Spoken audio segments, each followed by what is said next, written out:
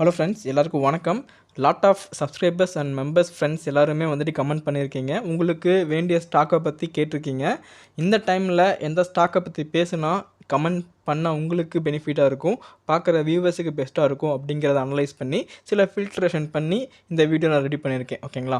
இதில் வர்ற பங்குகள் எல்லாமே வந்துட்டு சப்ஸ்கிரைபர்ஸ் நீங்கள் என்கிட்ட கேட்டது தான். இந்த ஸ்டாக்கோட வியூ பாயிண்ட் என்கிட்ட எப்படி இருக்குது, எந்த லெவலில் பை பண்ணலாம், இல்லை இந்த பங்குகளை பையே பண்ணக்கூடாதா அப்படிங்கிறத பற்றி ரொம்பவும் கிளியராக இந்த வீடியோவில் அனலைஸ் பண்ண போகிறோம். ரொம்ப யூஸ்ஃபுல்லான வீடியோவாக இருக்க போகுது. கண்டிப்பாக ஃபுல்லாக பார்க்க ட்ரை பண்ணுங்கள். வீடியோ பார்த்துட்டு உங்களுக்கு பிடிச்சிருந்துச்சுன்னா, யூஸ்ஃபுல்லாக இருந்துச்சுன்னா மறக்காமல் ஒரே லைக் மட்டும் கொடுங்க. ஓகேங்களா? வாங்க வீடியோக்குள்ளே போகலாம். ஃபஸ்ட் நம்ம பார்க்க போகிற ஸ்டாக் வந்துட்டு ஒரு PSU வங்கி பங்கு. இந்த ஸ்டாக்கை பற்றி நிறைய பேர் கேள்விப்பட்டிருப்பீங்க. நம்மளே இந்த ஸ்டாக்கை இப்போ பர்ச்சேஸ் பண்ணி நல்ல லெவலில் பை பண்ணிவிட்டு திரும்பவும் நல்ல என்ட்ரிக்காக காத்திருக்கோம். ஓகேங்களா? Bank of Maharashtra. இந்த ஸ்டாக்கில் நீங்கள் மைனூட்டாக வாட்ச் பண்ண வேண்டிய விஷயம் ஒன்று இருக்குது. நான் எந்த வங்கி பங்குகளை சொன்னாலும் முதல்ல நான் அந்த வங்கி பங்குகளில் பார்க்குறது அவங்களோட அசட் பர்ஃபார்மன்ஸ், அசட் குவாலிட்டி எந்த மாதிரி இருக்குது, அவங்களோட நான் பர்ஃபார்மிங் அசட்டை எப்படி அவங்க மேனேஜ் பண்ணுறாங்க அப்படிங்கிறத வச்சு தான் அந்த பேங்க்கோட தரத்தை நான் முடிவு பண்ணுவேன். பர்சனலாக நான் என் பணத்தை இன்வெஸ்ட் பண்ண போகிறேன் அப்படின்னா ஒரு பேங்க் பங்குல அந்த பேங்க் பங்கு அவங்களோட கிராஸ் என்பி எந்த மாதிரி மெயின்டைன் பண்ணுறாங்க, நெட் என்பி எந்த மாதிரி மெயின்டைன் பண்ணுறாங்க, ஏர்னிங் பெர் ஷேர் வந்துட்டு எப்படி இருக்குது, ஸோ ஒவ்வொரு குவார்ட்டர்லையும் அவங்களோட பர்ஃபார்மன்ஸ் எப்படி இருக்குது அப்படிங்கிறத நான் ரொம்ப நீட்டாக வாட்ச் பண்ணுவேன். அந்த வகையில் பேங்க் ஆஃப் மகாராஷ்டிரா நான் ரொம்ப இம்ப்ரெஸ் பண்ண ஒரு பங்குன்னு கண்டிப்பாக சொல்லி ஆகணும்.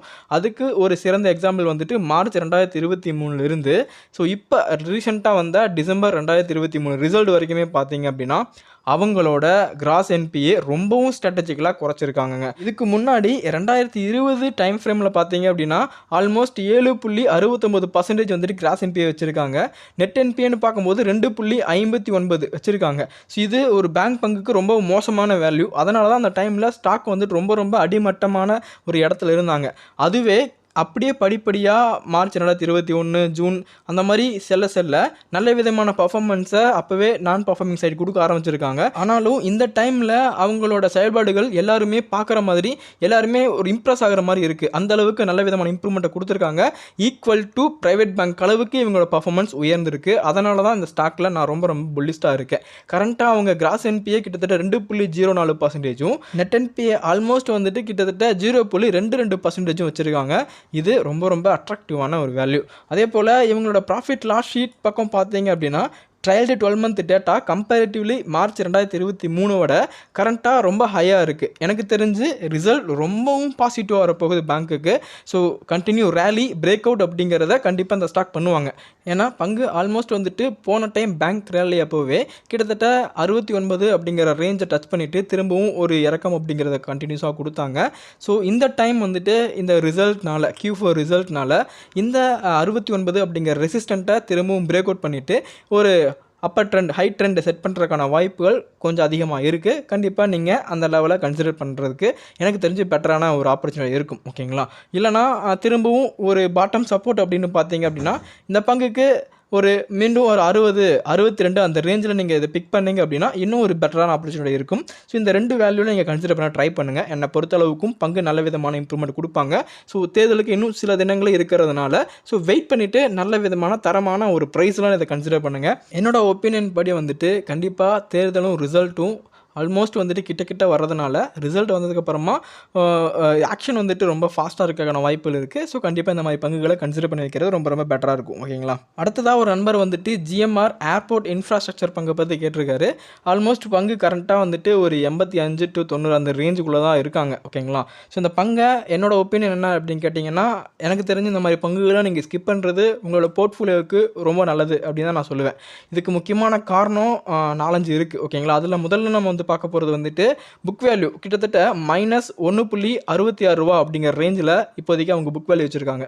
புக் வேல்யூனா என்ன அப்படிங்கிறத பற்றி ஆல்மோஸ்ட் இதுக்கு முன்னாடி ஒரு வீடியோவில் உங்களுக்கு கிளியராக சொல்லியிருப்பேன். அதாவது ஒரு கம்பெனி நாளைக்கே அவங்களோட பிஸ்னஸை ஃபுல்லாக க்ளோஸ் பண்ணிவிட்டு அவங்களோட கடன்களை ஃபுல்லாக அடைச்சிட்டு அவங்க இந்த ஷேர் மார்க்கெட்டை விட்டும் கம்பெனியை விட்டும் போகணும் அப்படின்னு ஃபீல் பண்ணுறாங்க அப்படின்னா அந்த புக் வேல்யூ எவ்வளவோ அந்த ரூபாயை வந்துட்டு பர் ஷேருக்கு அவங்க ப்ரொவைட் பண்ணுவாங்க. அந்த வகையில் பார்க்கும்போது நாளைக்கு இந்த ஷேரை வந்துட்டு ஃபுல்லாக க்ளோஸ் பண்ணுறாங்க அப்படிங்கிற பட்சத்தில் உங்கள் அக்கௌண்ட்லேருந்து 1.66 எடுக்கிற மாதிரி தான் வந்துட்டு இப்போதைக்கு இந்த பங்கோட நிலைமை இருக்குது. ஓகேங்களா?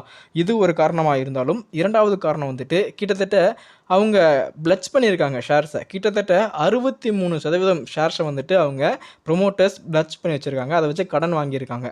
அது மட்டும் இல்லாமல் ஆல்மோஸ்ட் 52 வீக் ஹையில் இருந்து 9% தான் கீழே இருக்காங்க. ஆல்மோஸ்ட் வந்துட்டு டாப் எண்டில் தான் இப்போதைக்கு ஷேர் இருக்காங்க. ஸோ எங்கே பார்த்தாலும் ஒரு பெரிய அணை அப்படிங்கிறத கட்டி வச்சுருக்காங்க ஜிஎம்ஆர் ஏர்போர்ட் பொறுத்தளவுக்கும். ஆனால் ரீசெண்ட் டைமில் ஏகப்பட்ட ப்ராஜெக்ட்ஸ் வந்துட்டு அக்வைர் பண்ணியிருக்காங்க அப்படிங்கிற நியூஸ் நம்ம சேனலில் நம்ம போட்டிருந்தோம். இருந்தாலும் அப்போ கூட இந்த பங்கை நம்ம கன்சிடர் பண்ணுறதுக்காக பேசுனது கிடையாது. ஏன்னா சொன்ன இந்த 2 டேட்டாவுமே ஒரு பங்குக்கு முக்கியமாக பார்க்க வேண்டிய 2 கிரிட்டீரியா. ஓகேங்களா? அதனால் அந்த 2 கிரிட்டீரியாலே இவங்க இவ்வளோ டேமேஜாக இருக்கும்போது இந்த மாதிரி பங்குகளை வாங்க வேண்டாம் அப்படிங்கிற ஒப்பீனியன். ஸோ கமெண்ட் பண்ண நண்பருக்கும் கண்டிப்பாக அது புரிஞ்சிருக்கும் நம்புறேன். ஓகேங்களா? அதே நேரத்தில் அவங்களோட குவார்ட்டர் ரிசல்ட்டை நீங்கள் வியூ பண்ணும்போது உங்களுக்கு தொடர்ந்து ஒரு நெகட்டிவ் ரிசல்ட் தான் வந்துட்டு ஷோ ஆகிட்டு இருக்கும். எனக்கு தெரிஞ்சு ஒரு பாசிட்டிவ் ரெஸ்பான்ஸ் கொடுக்கறதுக்கான எந்தவித அறிகுறியுமே இந்த பங்குலாம் இப்போதைக்கு பார்க்கல. ஓகேங்களா? அதனால் இவ்வளோ பெரிய ரிஸ்க்கான பங்குகளை வாங்கி நீங்கள் அது மூலமாக ப்ராஃபிட் பண்ணணும்னு நினைக்கிறது எனக்கு தெரிஞ்சு முட்டாள்தனம் தான். ஓகேங்களா? அதனால் இந்த பங்குகளை கண்டிப்பாக நீங்கள் கன்சிடர் பண்ணக்கூடாது. கண்டிப்பாக உங்களுக்கு புரியும் நம்புகிறேன். அடுத்த ஒரு நண்பர் ஒன்று கேட்டிருக்காரு. அதாவது கரண்ட் ப்ரைஸை விட புக் வேல்யூ அதிகமாக இருக்கிற மாதிரி ஒரு பங்கை சொல்லுங்கள் பிரதர் அப்படின்னு கேட்டிருக்காங்க. நான் மேக்ஸிமம் வீடியோவில் இந்த ஸ்டாக்கை பற்றி உங்கள்கிட்ட பேசியிருக்கேன். கர்நாடகா பேங்க் கிட்டத்தட்ட புக் வேல்யூ விடவும் ஒரு 30 ரூபா 35 ரூபா பக்கம் ரொம்ப ரொம்ப கம்மியான ப்ரைஸில் எனக்கு தெரிஞ்சு ட்ரேட் இருக்காங்க. வித் ஃபேஸ் வேல்யூ 10ஓட வந்துட்டு இருக்காங்க. இதுவும் அண்டர்லைன் பண்ண வேண்டியது. கண்டிப்பாக அந்த மாதிரி பங்குகளை நீங்கள் ஃபோக்கஸ் பண்ணணும். ஸோ கண்டிப்பாக வந்துட்டு அந்த மாதிரி பங்கை ஃபோக்கஸ் பண்ணுங்கள். இது வந்துட்டு one of the best private bank அப்படின்னு சொல்லலாம். இன்னும் கொஞ்ச நாளில் எனக்கு தெரிஞ்சு டிஎம்பி பேங்க் அளவுக்கோ இன்னும் வந்துட்டு நல்ல விதமான இம்ப்ரூவ்மெண்ட்டை தரக்கூடிய வாய்ப்புகள் அதிகமாக இருக்குது கர்நாடகா பேங்க்கை பொறுத்தளவுக்கும். அதனால் மேக்ஸிமம் இந்த பங்குகளை நீங்கள் கன்சிடர் பண்ணுறது பெட்டரான ஆப்பர்ச்சுனிட்டி. ஸோ டெஃபினட்டாக அதை ஃபாலோ பண்ணிக்கோங்க. இந்த பங்கை எந்த வேல்யூவில் கன்சிடர் பண்ணலாம் பிரதர்னு கேட்டிங்க அப்படின்னா, புக் வேல்யூ மனசில் வச்சு நீங்கள் கரண்ட் ப்ரைஸ்லையும் கன்சிடர் பண்ணலாம். இல்லை வந்துட்டு ஒரு சப்போர்ட் எதிர்பார்த்து 225 to 220க்குள்ளே வந்துட்டு நீங்கள் கன்சிடர் பண்ணலாம். எல்லாமே வந்துட்டு பெட்டரான ஆப்பர்ச்சுனிட்டியாக தான் எனக்கு தெரியுது. ஸோ இந்த மாதிரி பங்குகளை நீங்கள் கன்சிடர் பண்ணால் மட்டுமே போதும் அப்படிங்கிற ஃபீல் பண்ணுற அளவுக்கு நல்ல பங்குகள் தான். அதனால் நீங்கள் பயப்படாமல் இந்த மாதிரி பங்குகளை கன்சிடர் பண்ணலாம். வித் ஆல்வேஸ் நமக்கு தெரியும் இன்வெஸ்ட்மெண்ட்டில் ரிஸ்க் அப்படிங்கிறது இருக்குது. கண்டிப்பாக நீங்கள் ரிஸ்க் மேனேஜ்மெண்ட்டையும் ஃபாலோ பண்ணணும். ஓகேங்களா?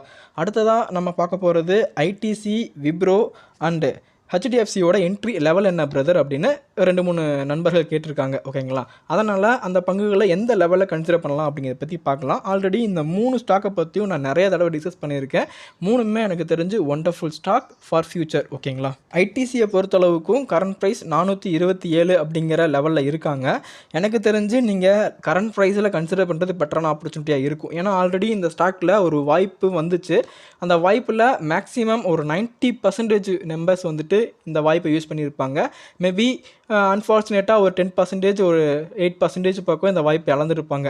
அந்த 8% பீப்புளில் நீங்களும் இருக்கீங்க அப்படிங்கிற பட்சத்தில் இன்னும் நீங்கள் ஐடிசியை கன்சிடரே பண்ணல, உங்கள் போர்ட்ஃபோலியோவில் ஐடிசியோட பங்கு 0 அப்படின்னு இருக்குதுன்னா எனக்கு தெரிஞ்சு கரண்ட் ப்ரைஸ்லேயே கொஞ்சமாக கன்சிடர் பண்ணுங்க அப்படிங்கிறது என்னோட ஒரு ஒப்பீனியன். ஏன்னா எனக்கு தெரிஞ்சு இந்த 450 ரூபா அப்படிங்கிற இந்த ட்ரில்லியனை பிரேக் அவுட் பண்ணாங்க அப்படின்னா ஸோ வளர்ச்சி ரொம்பவும் அபரிவிதமாக இருக்க வாய்ப்புகள் ரொம்ப அதிகமாக இருக்குது இந்த ஐடிசி பங்கை பொறுத்தளவுக்கு. ஆல்மோஸ்ட் வந்துட்டு ஒரு டொபாக்கோ அப்படிங்கிற ஒரு நேமை அப்படியே டீகோட் பண்ணிவிட்டு அவங்க எஃப்எம்சிஜி கம்பெனியாக உருவெடுக்க ஆரம்பிச்சிருக்காங்க. இது இந்த பங்கை பொறுத்தளவுக்கும் கூடுதலான ஒரு வெற்றி அப்படின்னு நான் நினைக்கிறேன். ஓகேங்களா? ஸோ பர்சனலாக எனக்கு ரொம்பவும் பிடிச்ச ஸ்டாக்கும் கூட. ஏன்னா அதிகப்படி ரிட்டர்ன்ஸ் எனக்கு கொடுத்துருக்காங்க. டிவிடெண்டாகவே நான் மேக்ஸிமம் அமௌண்ட்டை வந்துட்டு வெளியே எடுத்திருக்கேன். ஓகேங்களா? அதனால் இந்த மாதிரி குவாலிட்டியான பங்குகளை நீங்கள் பயப்படாமல் இன்வெஸ்ட் பண்ணீங்க அப்படின்னா உங்களோட வெல்த் ரொம்ப ரொம்ப சேஃப்டியாக இருக்கும். ஓகேங்களா? ஹெச்டிஎஃப்சியும் ஆல்மோஸ்ட் வந்துட்டு ஐடிசி மாதிரி தான். கிட்டத்தட்ட ரீசெண்ட் பாஸ்ட் ஃபியூ வீக்ஸாக வந்துட்டு நல்ல விதமான இறக்கம். கிட்டத்தட்ட 1400 1300 அந்த ரேஞ்சுக்கு கூட கிடச்சாங்க. அப்போவே வந்துட்டு தலைப்பாடாக அடிச்சுக்கிட்டு நிறையா பேர்த்துக்கிட்ட சொல்லியிருந்தேன். ஒவ்வொரு வீடியோலையும் ஹெச்டிஎஃப்சி பேங்கை பற்றி டிஸ்கஸ் பண்ணினேன். அப்போ யாருமே இந்த பங்கை வாங்கலை அப்படின்னா, நீங்கள் ஒரு பங்கு கூட இந்த ஷேரில் வாங்கலை அப்படின்னா எனக்கு தெரிஞ்சு நீங்கள் zero knowledge about share market அப்படின்னு தான் ஓப்பனாக சொல்லி ஆகணும். ஏன்னா இப்போ வந்துட்டு நல்ல விதமான ரெக்கவரி அப்படிங்கிறத கொடுத்துருக்காங்க. ஸோ எவ்வளோ வேகமாக கீழே இறங்கினாங்களோ அதை விட அதிகமான வேகத்தில் இப்போது மேல் நோக்கி நகர்ந்துட்டு இருக்காங்க ஹெச்டிஎஃப்சி பேங்கை பொறுத்தளவுக்கும். நான் முன்னாடியே நிறைய தடவை சொல்லியிருக்கேன், இந்த மாதிரி ஒரு ஸ்லீப்பிங் ஜெயின்ஸ் முடிச்சுக்கிட்டாங்க அப்படின்னா அவங்களோட வளர்ச்சியை கண்டிப்பாக நம்ம நிறுத்த முடியாது. இடையில போய் நம்ம காம்படிட்டிவ் பண்ண முடியாது அவங்களோட. ஏன்னா சடனாக ப்ரைஸ் இன்க்ரீஸ் ஆகிட்டே போயிட்டுருப்பாங்க. அதனால தான் சொல்கிறேன், ஒரு குவாலிட்டியான பங்கு இறக்கம் கொடுக்கும்போது அதை கன்சிடர் பண்ணுங்கள். மேலே போகும்போது ஜாலியாக என்ஜாய் பண்ணுங்கள் அப்படிங்கிற மாதிரி. நீங்கள் மேலே போகும்போது வாங்கலாமா இந்த லெவலில் வாங்கலாமா அது லெவலில் வாங்கலாமா அப்படின்னு ஒரு பதட்டத்திலே இருந்தீங்க அப்படின்னா கடைசி வரைக்கும் நீங்கள் பை பண்ண மாட்டீங்க. இதுதான் நிறையா இன்வெஸ்டர்கிட்ட நான் பொதுவாக பார்த்தது. ஓகேங்களா? அந்த மாதிரி நீங்கள் மிஸ்டேக்லாம் பண்ணிடக்கூடாது அப்படிங்கிறதுக்காக தான் நான் ஒவ்வொரு வீடியோலையும் வந்துட்டு உங்களுக்கு டீச் பண்ணுற மாதிரி அவ்வளோ விஷயங்களை சொல்கிறேன். ஓகேங்களா? கண்டிப்பாக நீங்கள் அதெல்லாம் ஃபாலோ பண்ணியிருந்தீங்க அப்படின்னா எனக்கு தெரிஞ்சு நீங்கள் 1300லேயே ஏகப்பட்ட ஷேர்ஸ் நீங்கள் வாங்கியிருக்க முடியும். ஓகேங்களா? இப்போயும் ஒன்றும் பிரச்சனை இல்லை. இங்கிருந்தும் கிட்டத்தட்ட ஒரு 10% மேலே போகிறதுக்கான வாய்ப்புகள் ரொம்ப அதிகமாக இருக்குது. மேபி அதையும் விட கிராஸ் பண்ணிட்டு போக வாய்ப்புகள் அதிகமாக இருக்குது. ஏன்னா இப்போதைக்கு இவங்களோட Q4ஓட எஸ்டிமேட் ரிசல்ட் எல்லாமே ரொம்ப ரொம்ப சூப்பராக இருக்குங்க. எனக்கு தெரிஞ்சு one of the best bank stock உங்களுக்கு எல்லாமே தெரியும். அதனால் இந்த மாதிரி பங்குல நீங்கள் இன்வெஸ்ட் பண்ணுறது பெட்டராக இருக்கும். இருந்தாலும் நீங்கள் 1300ல் கன்சிடர் பண்ணியிருந்தீங்க அப்படின்னா எனக்கு தெரிஞ்சு ரொம்ப ரொம்ப பெட்டரான ஒரு சான்ஸ். ஸோ அதை மிஸ் பண்ணியிருந்தீங்க அப்படின்னா இப்போ கூட நீங்கள் யூஸ் பண்ணிக்கோங்க. கண்டிப்பாக மேலே போகிறதுக்கான வாய்ப்புகள் இந்த பங்கை பொறுத்தவரைக்கும் ரொம்ப அதிகமாக இருக்குது. லாஸ்ட்டாக நம்ம பார்க்க போகிறது விப்ரோ பங்கை பற்றி தாங்க. விப்ரோ பங்கை பற்றி நம்ம நிறைய வீடியோவில் டிஸ்கஸ் பண்ணியிருக்கோம். ஆல்ரெடி வந்துட்டு இந்த பங்கை நம்ம ஒரு 1 வீக் முன்னாடி வீடியோ போடும்போது சொல்லியிருந்தேன். அவங்களுக்கு சிட்டி ரேட்டிங் கொடுத்துருந்தாங்க. ஆல்மோஸ்ட் நம்மளோட ரேட்டிங் நம்ம எதிர்பார்க்குற வேல்யூவும் அவங்க எதிர்பார்க்குற வேல்யூவும் ஆல்மோஸ்ட் சேமாக தான் இருந்துச்சு. நம்மளும் கிட்டத்தட்ட திரும்பவும் ஒரு 450 440 அந்த ரேஞ்சுக்கு வந்தாங்க அப்படின்னா கன்சிடர் பண்ணலாம் அப்படின்னு தான் வெயிட் பண்ணிட்டு இருக்கோம். சேம் அவங்களும் அந்த ரேட்டை தான் கொடுத்துட்ருக்காங்க. பொதுவாகவே இப்போ ஐடி அப்படின்னு பார்த்தாலே நல்ல ஒரு இறங்கு முகம் இருக்கக்கான வாய்ப்புகள் இருக்குது அப்படின்னு ஏகப்பட்ட அனலிஸ்ட் வந்துட்டு அவங்களோட அனலிஸ்ட்டை சொல்லியிருக்காங்க. ஸோ அதை தான் வந்துட்டு எல்லாருமே ஃபாலோ பண்ணுறாங்க.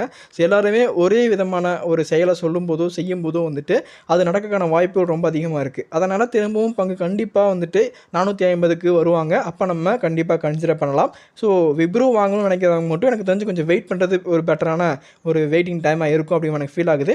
நீங்கள் நினைக்கிறீங்க இந்த பங்கை பற்றி அப்படிங்கிறத மறக்காமல் கமெண்ட்டில் சொல்லுங்கள். ஸோ இப்போ நம்ம டிஸ்கஸ் பண்ண இந்த பங்குகளில் நீங்கள் இந்த பங்குகளை ஃபோக்கஸ்டாக இருக்கீங்க அப்படிங்கிறதையும், இல்லை இந்த லிஸ்ட்டில் இல்லாத பங்குகள் எனக்கு தேவைப்படுதுன்னு நினைக்கிறீங்க அப்படின்னா அந்த பங்கு என்ன அதை பற்றி டீட்டெயில் வேணும் அப்படின்னா கமெண்ட்டில் சொல்லுங்கள். கண்டிப்பாக நான் உங்களுக்காக டிஸ்கஸ் பண்ணுறேன். ஓகேங்களா? மீண்டும் இன்ட்ரெஸ்டிங்கான வீடியோவில் மீட் பண்ணலாம், பேசலாம். தேங்க்ஸ் ஃபார் வாட்சிங் ஃப்ரெண்ட்ஸ்.